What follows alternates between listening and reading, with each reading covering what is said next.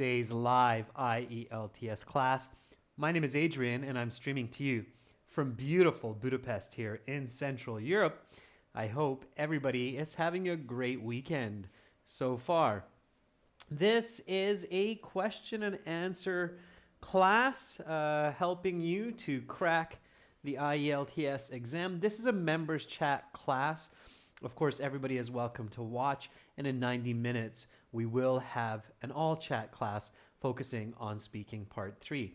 To become a member of our YouTube channel, just click the join button beside the subscribe button. If you don't see that button, I can give you some more information. Just send me an email to adrian@aehelp.com. While we wait for some members to join in on this class, this is presented to you by aehelp.com. For academic IELTS help, check us out there. And for the general version of the exam, check us out at gieltshelp.com. On both of these websites, we have loads of great materials for you. We have practice exams, an interactive course for your phone, tablet, PC, and we have over 100 hours of video lessons. This is the academic version here. Click that big red button to join us and use code R4TYJ for a 20% discount. Same idea for the general IELTS. The site is with a green background. I'll just show you that in a moment here. And again, you can use the same code to get that 20% discount when you hit that big red button there. All right, I see we have some members joining in. Hi, Abhishek. Hi, Rajveer. Hi, Saminder. Hi, Elena. Good to see you. So again, members, this is a question and answer session that I present to you twice a month, usually. I think some of our longtime members know about this already. I know that a lot of people have questions that come up during their studies, when they're registering for the exam, or if they've had experience with the exam. So now's your chance to ask me those questions, okay? This class is dedicated to questions and answers. So again, to reach out to me, you can do that by sending email to adrian@aehelp.com. That's my name. And just a really important update, members, viewers, I'll remind you in the next class as well. The schedule from February 29th until March 8th. So today we have the Q&A session followed by speaking part 3. And then I'm away on a trip this coming week. So March 1st to March 6th, there are no classes, okay? Please make sure to note that in your calendar. And then I will be hosting a class on the 7th and on the 8th, speaking part 1, 2, and 3. So 3 classes on the weekend, but no classes during the week next week, okay? So keep that in mind. However, threat not, so don't be like, oh, what am I going to do if there's no live classes? Don't panic. I've got you covered. We just released a speaking video yesterday. We're releasing another video today, and there will be a video release on the 3rd and the 5th as well. So make sure to stay tuned and check out the new video releases over the next 6 days. Okay, we're going to be releasing 4 new videos. So you'll have lots and lots of materials to study from. Abhishek, Rajveer, Saminder, Elena, Bhumi, Carolina, start asking your questions anytime you're ready. When you have a question about the IELTS exam or about a specific question type, just go ahead and ask, okay? No questions silly. If you're thinking it, somebody else is probably thinking it also, okay? So once more, keep in mind, no live classes from 1st to the 6th. I will have classes on the 7th and 8th, and we will be releasing 4 new videos over the next week for reading, for speaking, some general English as well, so you can check those out. Make sure to set the bell or the notification for the channel so you know when those videos come out. Okay. So any questions, members? Anything that you're not sure of? Anything that you have found confusing so far about the test? Any questions about topics that we covered during the past week? The listening section, the reading section. We did a task 1 diagram as well. Okay. All right. Saminder is asking, does it matter if we use either lowercase or uppercase in the case of the computer-based exam? Very good question, Saminder. So, how does lower and upper case letters work on the IELTS? Computer and paper-based exams. Carolina, you might be able to give a little bit of advice about this, because if I remember correctly, Carolina, you did the computer-based exam. So just out of curiosity, did you use uppercase letters for the reading and the listening sections, or did you use a combination there as well? Now, for the computer-based, I'm sure you're using a regular keyboard, so you can lock your caps lock. Okay, your caps lock will make it so all your letters are capital. So you can do that. I'm sure that they will accept capital letters for the reading and listening section in the computer-based exam also. I'm just wondering, Carolina, how you approached that one as well. So while I give an answer here, if you want to contribute, that's great. If not, it's okay too. So this is Saminder's question. So Saminder, let me make sure I'm spelling your name right. Yeah, you can use upper lowercase in both. So you can use upper and lowercase letters in both the computer and paper based versions of the exam for the listening and reading sections, but do not do this for the writing. Okay, so keep that in mind. Okay. Yeah, so you notice how Carolina is saying, and there's the idiom. I'll teach you an idiom here. The proof is in the pudding.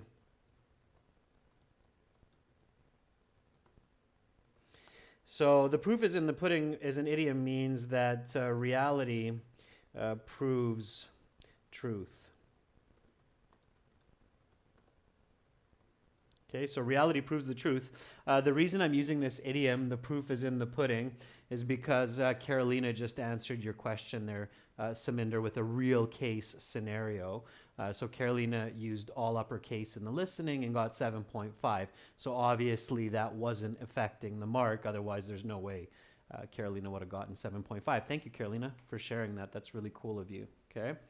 So, yeah, you can use upper and lowercase letters in both the computer paper-based versions. A couple of important points, though, on this, okay? So, be careful, okay? With uppercase letters,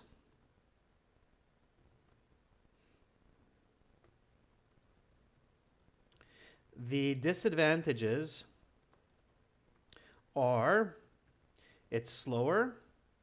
Now for the paper-based exam, of course, so in the computer-based exam, it's going to be the same speed if you've set the caps lock, but in the paper-based exam, one disadvantage of using uppercase letters is it's slower, okay? So here's a little tip, okay?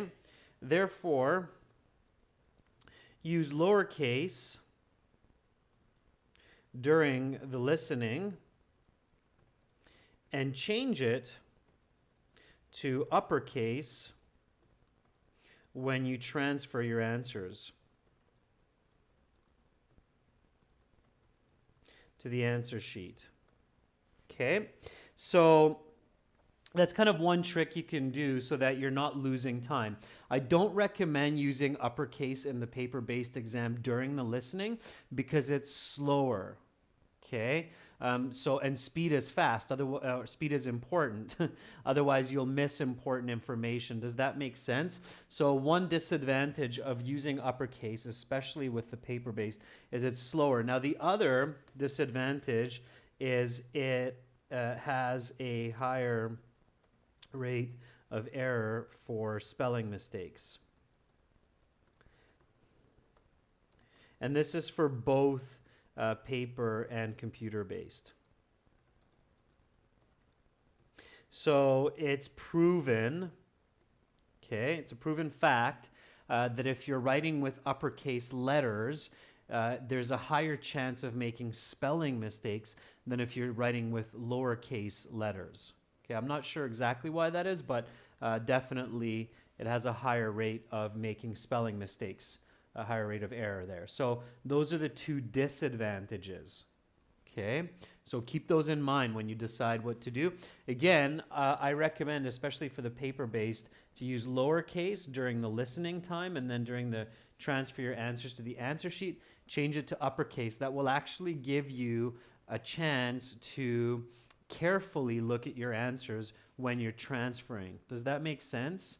So if you're looking in your question booklet and you have your answer from the listening as in the paper-based, and then you're putting it into the answer sheet and you're changing it to uppercase, that gives you kind of a second chance to be careful and reassess, reevaluate your answer. Okay, does that make sense? That tip can really help you catch a couple of mistakes. All right. All right, and I see lots more great questions, so I'm going to move on with the upper and lower case. Okay. All right, let's see. So the next question is by Boomy.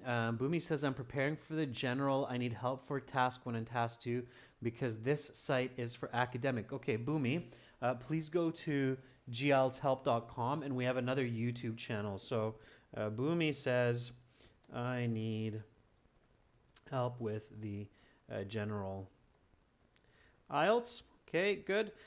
2 places you can go where we can help you. One is gieltshelp.com, so visit gieltshelp.com. If you don't have the premium package, you can use this code BOOMY, R4TYJ, to get the 20% off there. And also you can visit our General IELTS Help YouTube channel. It's not as big as this one, but it's a big channel. It's got over 300,000 subscribers. Okay, so General IELTS YouTube channel.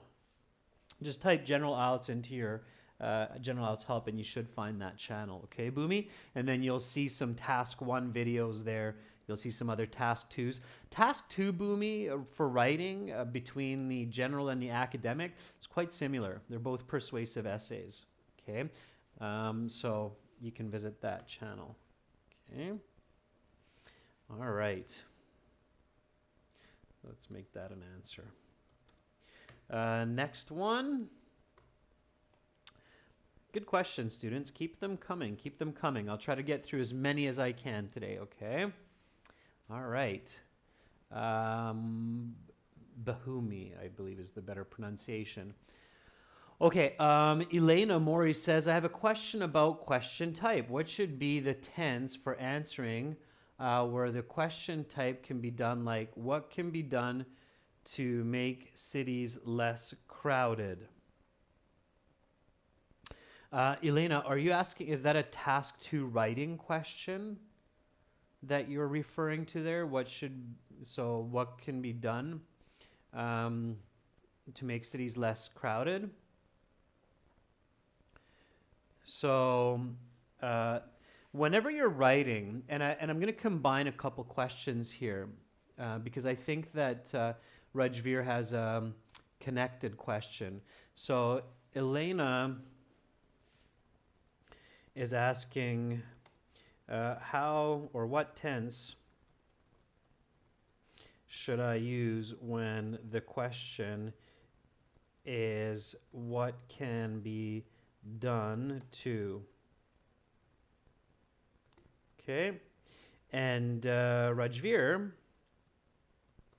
is asking a similar or related question about using a certain type of grammar. So Rajveer is asking, is it correct to refrain from using passive voice in writing and speaking? So should I refrain from using passive voice in writing and speaking? Okay. So I'm going to answer both of your questions. I'm going to hit two birds with one stone. There's another idiom for you today. Okay. So hit two birds with one stone. The more aggressive version of that is kill two birds with one stone, but I'm just going to hit them, make them fly away. So hit two birds with one stone here. So what kind of tenses, what tenses and what voice should I use in essays, right? Is a good way to ask this question. So what voice, and I don't mean first, second, third person here, but I mean what voice meaning passive or active, and tenses should I use in essays? All right, now let's start first with the academic, okay? So for academic essays and presentations, the gold standard is using the active voice and using the present tense or tenses as much as possible. What do you think? So here I'm going to have a little bit of fun. Let's apply some of your logic. Why? So why do you think that in professional and in academic communication, so that could be verbal or written, Rajveer, we prefer to have the active voice? Why do you think that is? So why do people want the active voice? Now, for all of those who are a little bit confused by this, I'm going to give you two sentences. So active would be like, my mother drives me to school. Okay, so this is active. The agent of the action, which in this case is driving, is my mother. Okay, and the passive voice, this would be, I am driven to school by my mother, and often will omit the agent of the action. Okay, so let's see what you just answered for my question here. So Rajveer says it is easier to understand. Not necessarily. For a native speaker, Rajveer, passive, active, they're both quite easy to understand. Elena says to get more impact from the sentence. That's kind of on the right path. Okay. Anybody else? So Carolina, Bahumi, Awaz, any other idea of why we prefer to have active voice when we're especially in professional settings? As a businessman, I get quite upset if some of my coworkers or some of my employees use a passive voice. I'll give you an example sentence. I'll give you a sentence that makes me upset with my employees when they use the passive voice. So if my employee says something like this to me or somebody I contract, so the work will be done by March 15th. Okay, this is passive. And the active version of it would be, I will finish this work by March 15th. Okay, this would be the active version of it. So why do you think? So why do I get a little bit angry? And I actually will correct people. Maybe I'm a difficult person to get along with sometimes, but I will actually correct people when they use the passive voice in certain contexts. Aha, very good, Carolina. You get my 2 super thumbs up for today. Responsibility. Yeah. So passive voice tends to diffuse or divert responsibility. We don't know who's responsible, right? And in academic and professional writing, we want to know who's responsible. You're doing the work, Tim's doing the work, the group is doing the work. Who's doing the work? I need to know who to blame or who to get angry at if the work is not finished. Okay? So the reason why in academic and professional settings you want to use the active voice is because we want to see responsibility. We want to know who the agent of the action is, because it is very important to know the agent of the action, especially when he or she or they are known. Okay? This enables responsibility. Okay? So that's the key. Do you understand it? So this is why we want to use the active voice as much as possible. The only instance, okay, so we use the passive voice professionally and academically when we do not know the agent of the action, or the agent is not important. Okay, does that make sense? So if I don't know the agent of the action, the Galapagos Islands were discovered sometime in the 14th century by European sailors, right? I don't know who exactly discovered the Galapagos Islands, but I know roughly when. Then I will use the passive voice. Okay, but if I know the agent, then I'll use it, all right? Okay, now, Elena, I didn't forget about your question, don't worry. So you asked me about the tense that we should be using in these kinds of essays, and so I'm going to globally explain this as well. And I said that we use the present tense, right? So in academic speech and writing, we use the present tense. Why? So why do you think we work hard to use the present tense? And that means present simple, progressive, present perfect.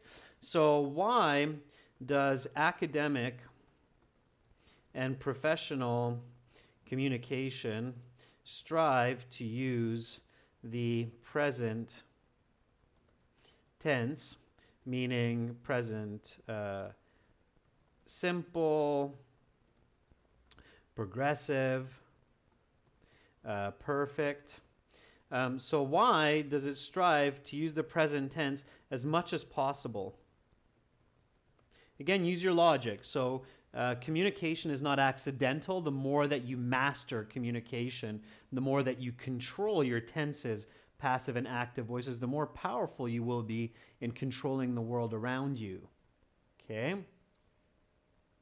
Yeah, so Elena, for part 3 too. Yeah, for part 3 speaking as well. So Rajveer says to make it general and real time. Yeah, I think you have the right idea, Rajveer, absolutely. In order to preserve the strength and I want to say validity, but there's a better word that I'm trying to think of here. The strength, the utility, and validity of our position. Okay, So that's why you want to use the present tense as much as possible. You don't want to use the past because that means that, okay, that happened in the past, but how about now? Maybe it's not true anymore. You don't want to use the future participle will because that means, okay, in the future it might be important or possible, but now, what about now? So we're always keeping it present so that our argument is generally true.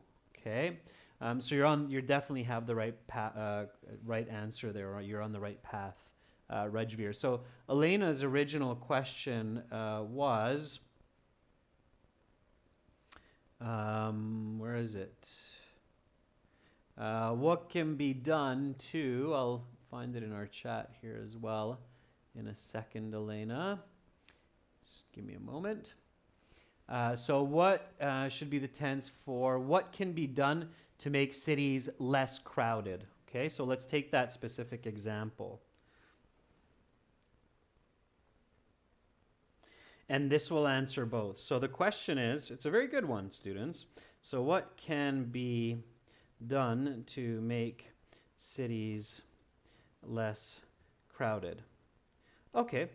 Give me some ideas, students. So what can be done? Like better infrastructure? Roads? Okay. Public transport? What else do you think can be done to make cities less crowded? And then I'll put this into a sentence, Elena, so you can see all of what we're doing here, okay? So what can be done? So these are some of the first ones that come to mind, but as I visualize, I'm definitely thinking of some more. So better infrastructure, better roads, better public transports. Elena says hospitals, universities. Do you mean, Elena, that there should be hospitals and universities in rural areas? Is that your full idea? So more service says in rural areas. Is that what you're saying? Like more services in the countryside?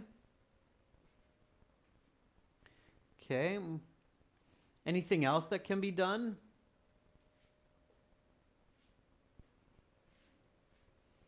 What else can be done to make cities less crowded? Okay, so obviously we have to decentralize the population, and so we have to encourage them to live outside of the city. Elena, always express yourself completely. IELTS examiners don't like guessing. Okay. All right. Anybody else comes up with an idea? I'll take it. So, Rajveer, who is responsible for this? Who is responsible to decentralize? Who can do this? So who can create the infrastructure, the roads, the public transport, the services? Who can do that? Okay, make housing more affordable in the countryside. But who does that? Okay, so Saminder says the government, authorities in the government. Okay, why did I ask that? Because that is your agent of the action, right? So we want to give responsibility for who should do this. So governments can build better infrastructure and services extending from cities to suburban areas, suburban and rural areas, such as public transportation, highways, schools and hospitals,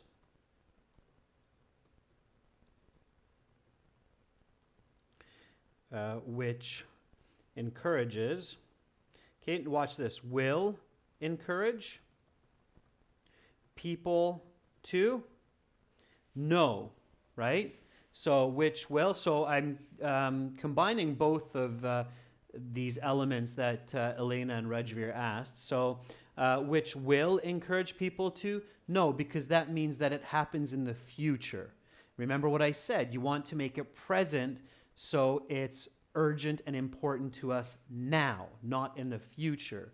So all I need to do is I jump back, which encourages people to move further away from city centers. Okay. So here is the example of using the present tense combined with an active voice to make the sentence valuable in communication.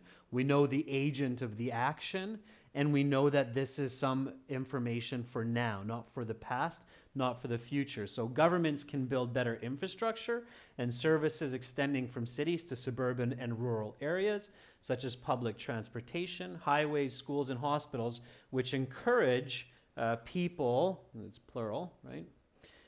Encourage people to move further away from city centers. That would be your band 9 response, and that's the type of communication that your professors appreciate in your presentations and papers in university. Those were really good questions, Elena and Rajveer. Thank you for that. Does that make sense, students? Is that clear? It's quite that was a very, very important 2 questions by these students for improving your communication skills. Yeah, Elena, sometimes we use future if we're talking about the future, right? So Elena, if it's in the future, like 20 years from now, what will happen to the environment if we keep polluting? That question is asking about the future, okay? But when the question is not directed towards the future, then definitely use the present tense, all right? So control your communication. That's the highest level of using English. That's your band 9 expert user of the language. Doesn't just accidentally pick grammar and vocabulary, but purposefully picks grammar, vocabulary to direct communication in a very specific way. Okay? All right, I'm glad that that made sense. Let's take a look at some other questions. All right. Just going to scroll back up here. I know there were a couple more. So,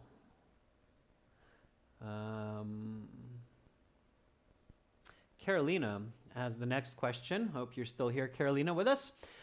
In the writing and speaking section, if I don't use present perfect, conditionals, passive voice, etc., will the examiner assume that I don't know that grammar? Yes, Carolina. So aside from what we just discussed, there are questions in the speaking especially, but even elements in the writing, where it's a good idea to incorporate other forms of grammar, especially conditionals, okay? The passive voice should come up in your speaking once or twice because there are questions where we don't know the agent of the action or it's not really important. And in those cases, you can focus more on the object in the action. Okay, so Carolina, that's a good question, and it's a good one to follow this question. So this is Carolina's question.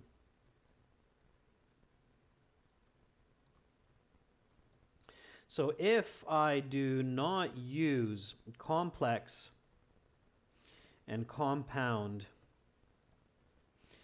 grammar,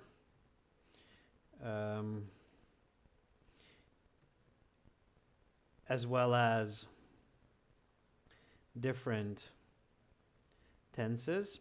The reason I said complex grammar here, Carolina, is because conditionals, it's one type of complex grammar, right? So your subordinating conjunctions, one group of subordinating conjunctions are conditions.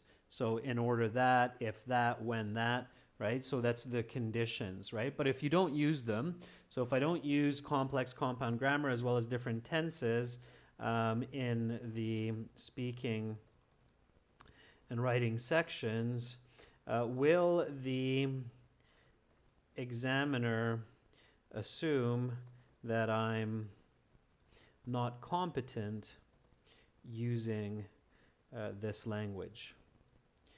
The answer, in a short way, is yes. They cannot give you marks for language that you are not showing.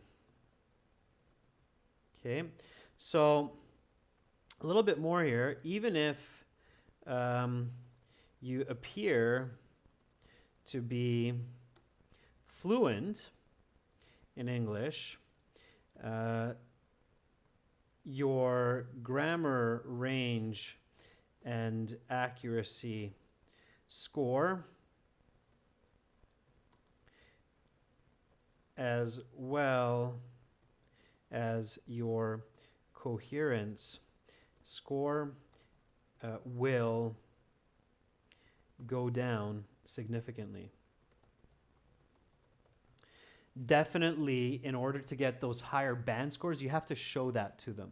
Okay, I've met several times with students who are clearly a band 8 or 8.5, but they only get a band 6 or a 6.5 on the IELTS exam, because they go to the exam and they think that they're just sitting there to show that they can use English, but it's not. Okay, the exam in the IELTS, your goal is to show your best English. Okay, your goal in the IELTS is not just to simply show that you can use English, but rather it is to show your best English communication. Okay, or best communication using English would be more accurate, but I'll leave it like that for now.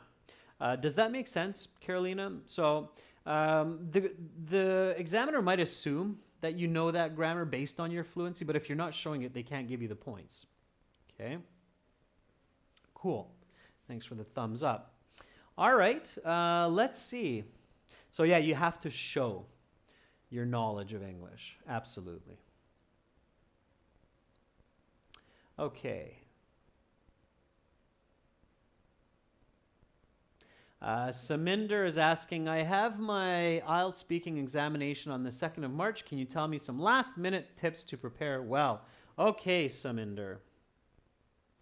Saminder, last-minute tips.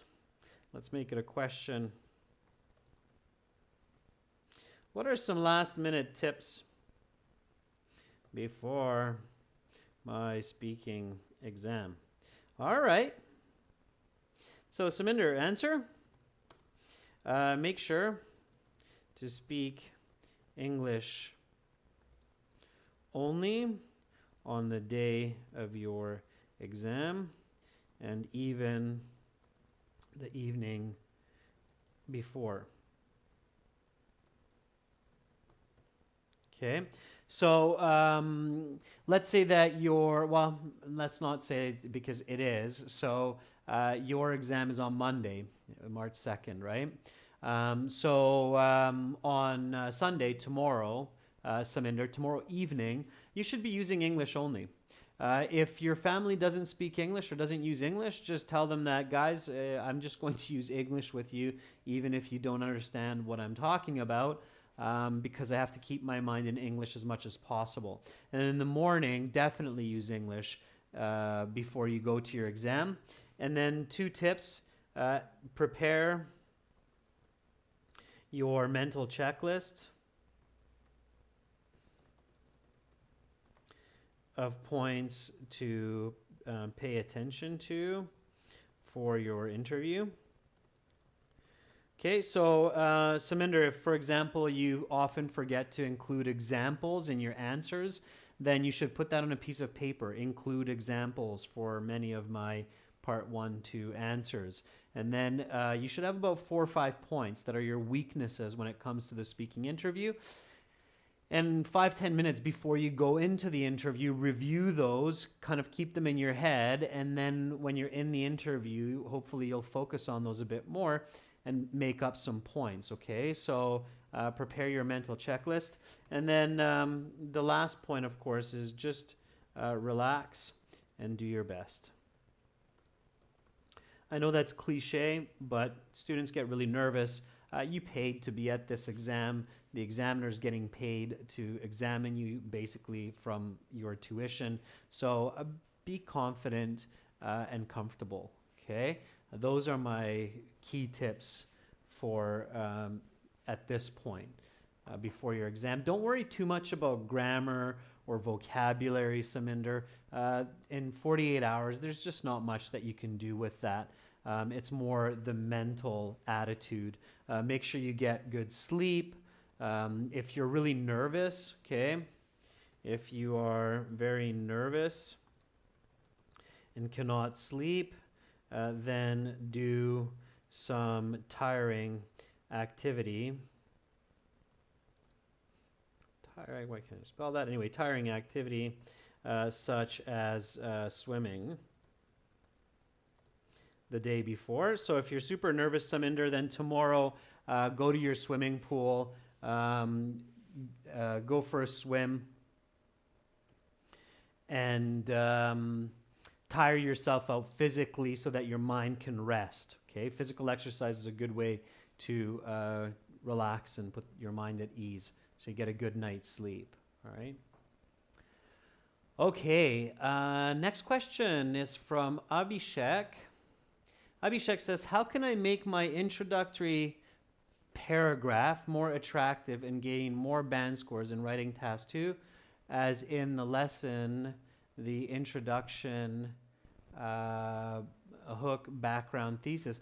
Abhishek, that's exactly how you do it. So after that, it's just a matter of practice and creativity.